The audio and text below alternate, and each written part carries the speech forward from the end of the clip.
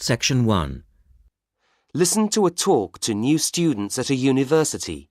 Then answer questions 1 to 3.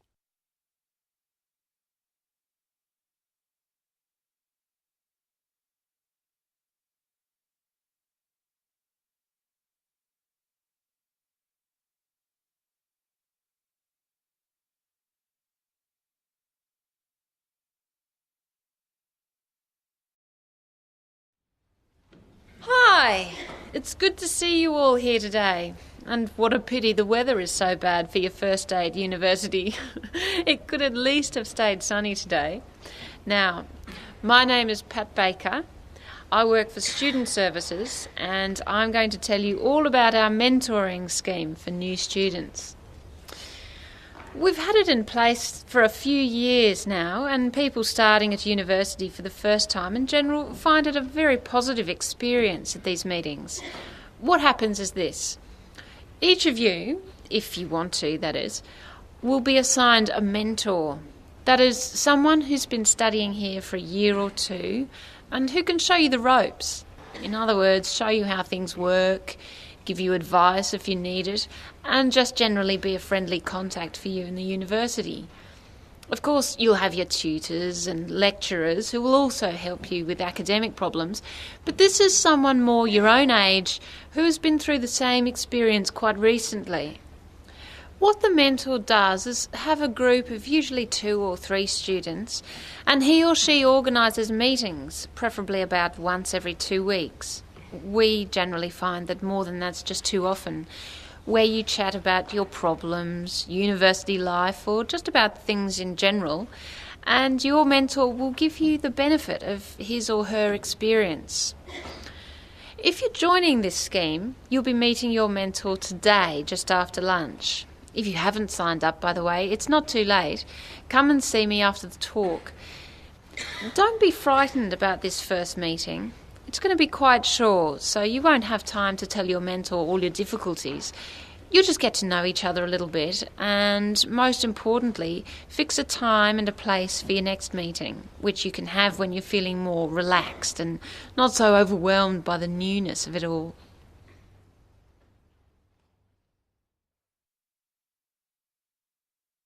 Before the talk continues, you have some time to look at questions 4 to 10.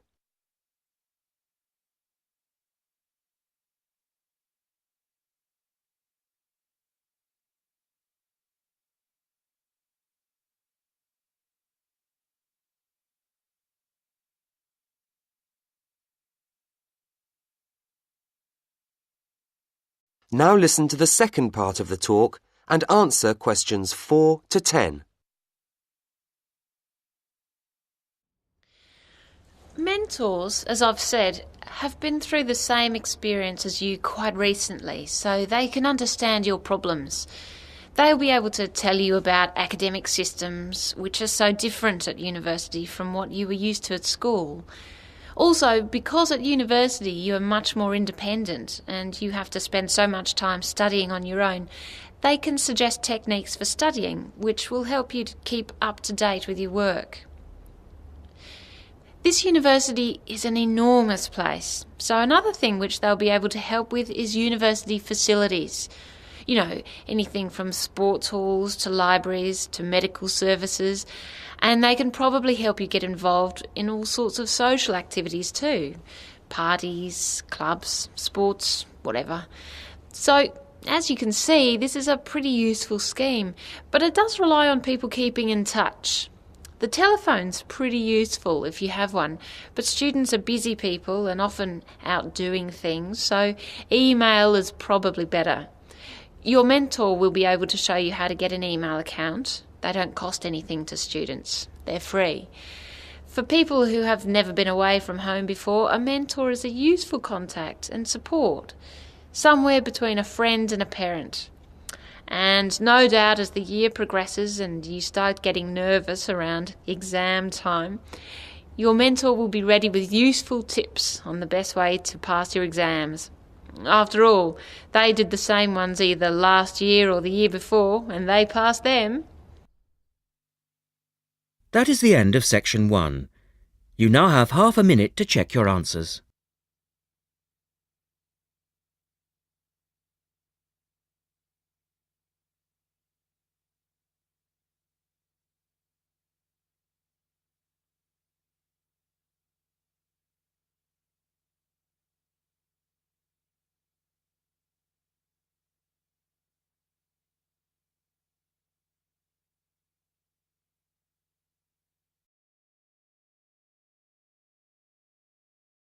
Section 2 on page 32.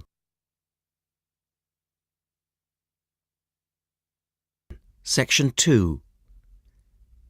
You will hear a reporter talking on the radio about old racing cars. First, look at questions 11 to 16.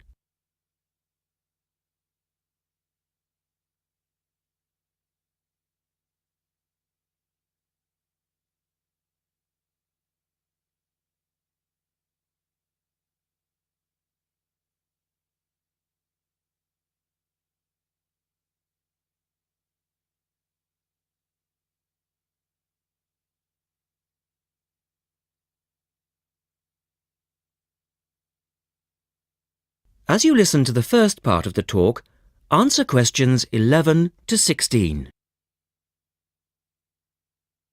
The Goodwood Museum is currently celebrating some of the most extravagant types of car design in its Festival of Speed. Here's our reporter, Vincent Freed, who's on site to tell us about some of the cars on display. Well, here I am, standing in front of one of the most prestigious cars ever built, the Duesenberg. A fantastically expensive, luxurious car built in the early part of the 20th century and bearing all the glamorous qualities of the Jazz Age. How many were there? Well, only 473 Duesenberg J-types were ever built, and the model here is one of the rarest. Each had a short 125-inch chassis or framework, and the body was always in the form of an open two-seater. The technology behind the car's 6.9-litre engine was extraordinary. It featured capsules of mercury in the engines to absorb vibration and provide an incredibly smooth ride. In fact, these cars offered unparalleled performance. In an age when 160 kilometers per hour was considered very fast, the Duesenberg promised a top speed of 180 kilometers per hour. And could do 140 kilometers per hour in second gear. Duesenberg, who designed the car, sold it as a frame and engine. This was typical of the age again, and many prestige manufacturers such as Rolls-Royce did exactly the same. Owners able to afford the hefty $9,000 price tag for the basic car would then commission a coachwork company to build a body tailored to their own individual requirements. The Duesenberg's great attraction for the driver was its instrument panel, which offered all the usual features, but also several others, including a stopwatch. It was the Duesenberg's technology that lay behind its success as a racing car, and they dominated the American racing scene in the 1920s, winning the Indianapolis Grand Prix in 1924, 25, and 27. Now look at questions 17 to 20.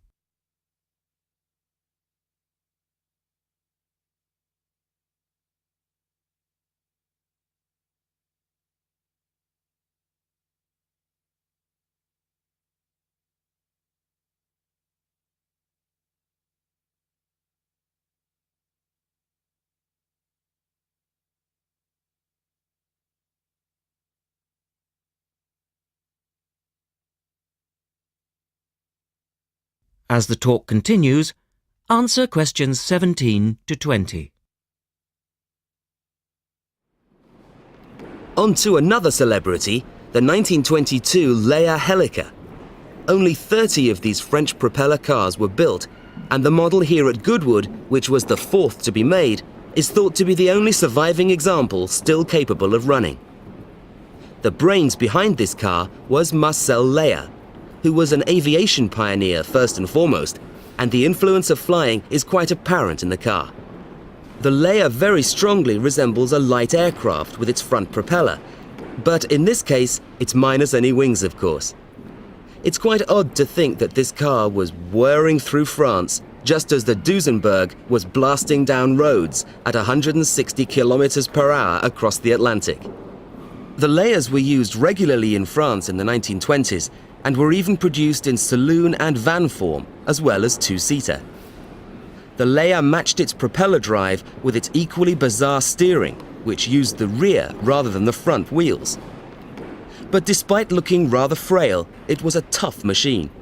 In fact, when troops tried to steal it during the Second World War, the car's baffling design was clearly beyond the would-be thieves, and it ended up being driven into a tree, breaking the propeller. And now for the Firebird. This extraordinary car was first... That is the end of section 2. You now have half a minute to check your answers.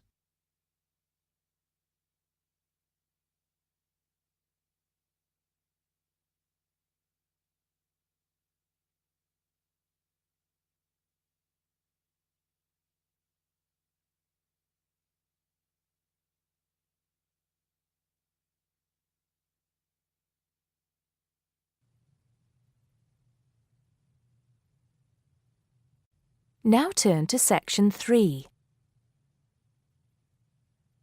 Section 3. You'll hear 3 university students talking about a presentation which one of them has to give. First, you have some time to look at questions 21 to 24.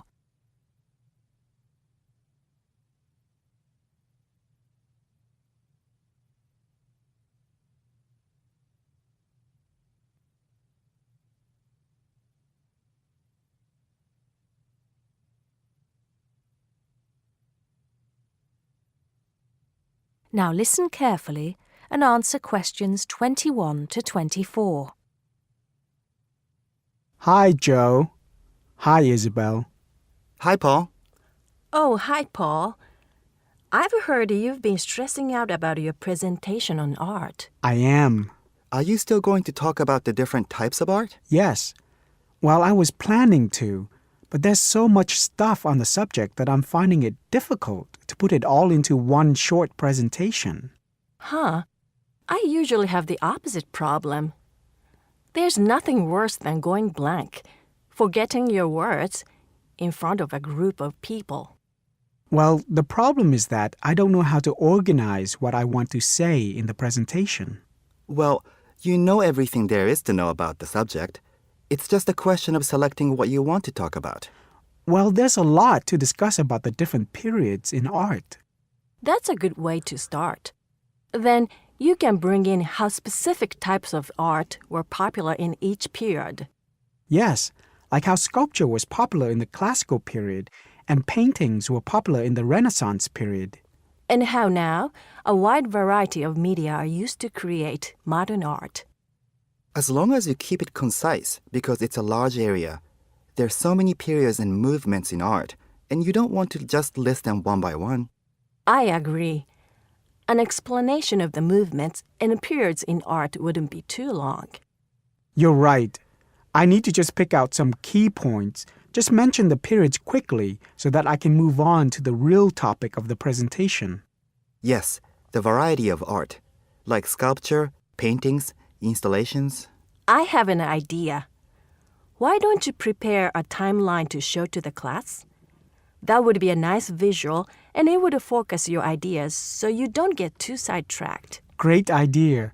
It would certainly cut down on time. Right then. Where are we? You'll begin with a very short introduction to the historical periods of art. Then, you'll talk about popular types of art within these periods.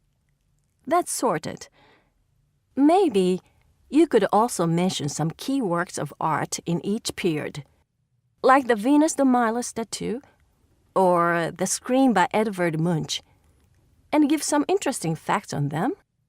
That's not a bad idea, because it does give people a frame of reference when I talk about specific kinds of art. After giving a historical context, I should really talk about different forms of art, shouldn't I? Yes, you should. After that, you can conclude with a question on what is considered to be art. Now, that would be really interesting. Yes, comparing the traditional views of art with modern views. Exactly. I think I'll have a collection of pictures, including famous pieces of art from classic to modern, projected on the wall, like the Mona Lisa, and some pop art, and ask people whether they think it's art or not. Before you hear the rest of the conversation, You have some time to look at questions 25 to 30.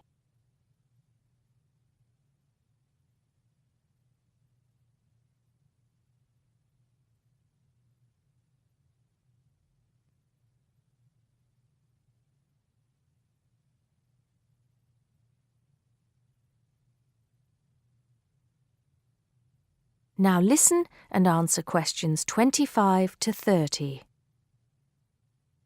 Showing some famous works and asking people what art is would certainly lead to discussion in the room.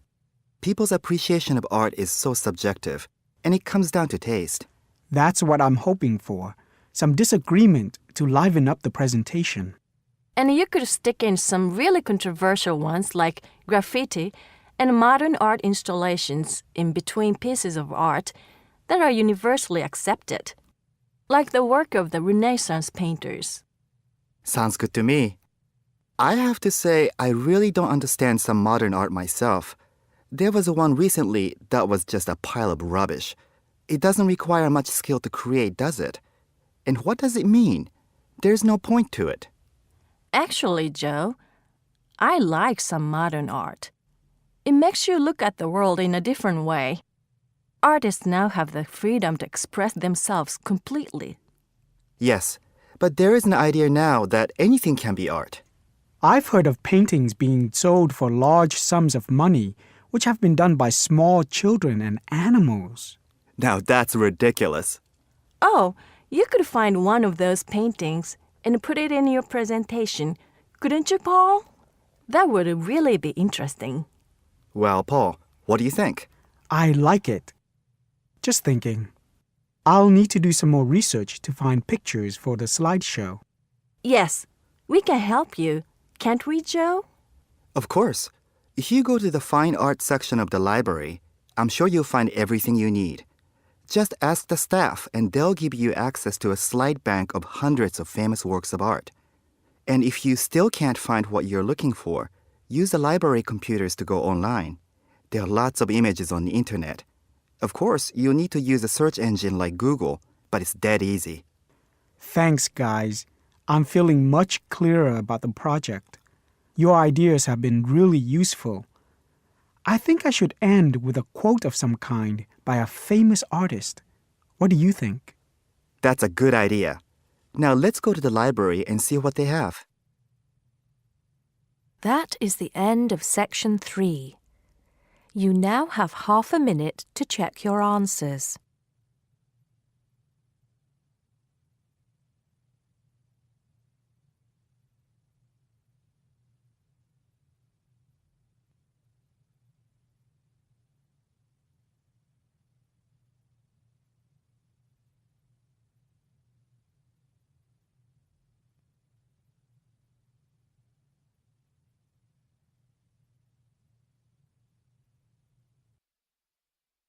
Now turn to section 4.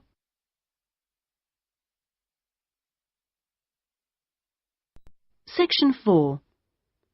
You will hear a student giving a presentation about a project on household waste recycling.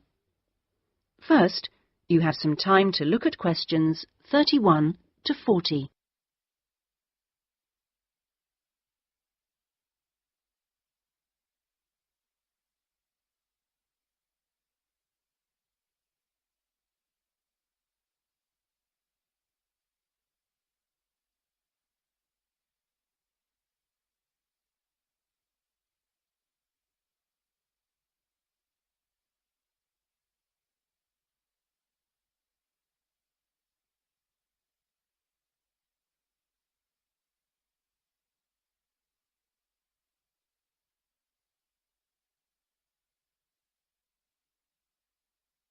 Now listen carefully and answer questions 31 to 40. Well, my group has been doing a project on how household waste is recycled in Britain. We were quite shocked to discover that only 9% of people here in the UK make an effort to recycle their household waste. This is a lower figure than in most other European countries, and needs to increase dramatically in the next few years if the government is going to meet its recycling targets. The agreed targets for the UK mean that by 2008 we must reduce our carbon dioxide emissions by 12.5% compared with 1990. And recycling can help to achieve that goal in two main ways. The production of recycled glass and paper uses much less energy than producing them from virgin materials, and also recycling reduces greenhouse gas emissions from landfill sites and incineration plants. As part of our project, we carried out a survey of people in the street, and the thing that came up over and over again is that people don't think it's easy enough to recycle their waste. One problem is that there aren't enough drop-off sites. That is, the places where the public are supposed to take their waste. We also discovered that waste that's collected from householders is taken to places called bring banks for sorting and baling into loads. One problem here is taking out everything that shouldn't have been placed in the recycling containers. People put all sorts of things into bottle banks, like plastic bags and even broken umbrellas. All this has to be removed by hand. Another difficulty is that toughened glass used for cooking doesn't fully melt at the temperature required for other glass, and so that also has to be picked out by hand. Glass is easy to recycle because it can be reused over and over again without becoming weaker. 2 million tons of glass is thrown away each year. That is 7 billion bottles and jars. But only 500,000 tons of that is collected and recycled.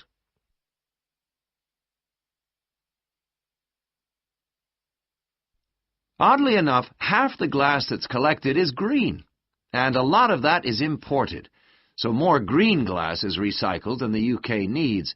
As a result, new uses are being developed for recycled glass, particularly green glass.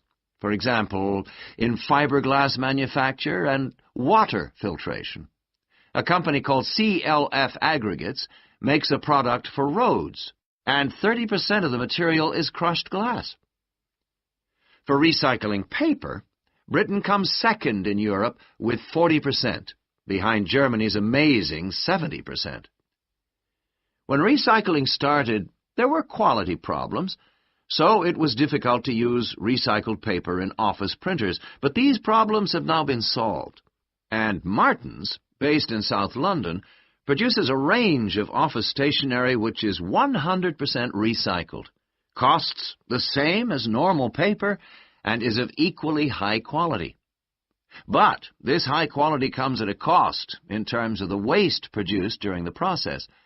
Over a third of the waste paper that comes in can't be used in the recycled paper, leaving the question of what to do with it. One firm, PaperSave, currently sells this to farmers as a soil conditioner, though this practice will soon be banned because of transport costs and the smell, and the company is looking into the possibility of alternative uses. Plastic causes problems because there are so many different types of plastic in use today, and each one has to be dealt with differently. Packrite recycles all sorts of things, from bottles to car bumpers, and one of its most successful activities is recycling plastic bottles to make containers which are used all over the country to collect waste. The Save a Cup scheme was set up by the vending and plastics industries to recycle as many as possible of the 3.5 billion polystyrene cups used each year. At the moment, 500 million polycups are collected, processed, and sold on to other businesses such as Waterford, which turns the cups into pencils, and Johnson & Jones, a Welsh-based firm, which has developed a wide variety of items, including business cards. Well, to sum up, there seems to be plenty of research going on into how to reuse materials. But the biggest problem is getting people to think about recycling instead of throwing things away. At least doing the research made us much more careful. That is the end of section 4. You now have half a minute to check your answers.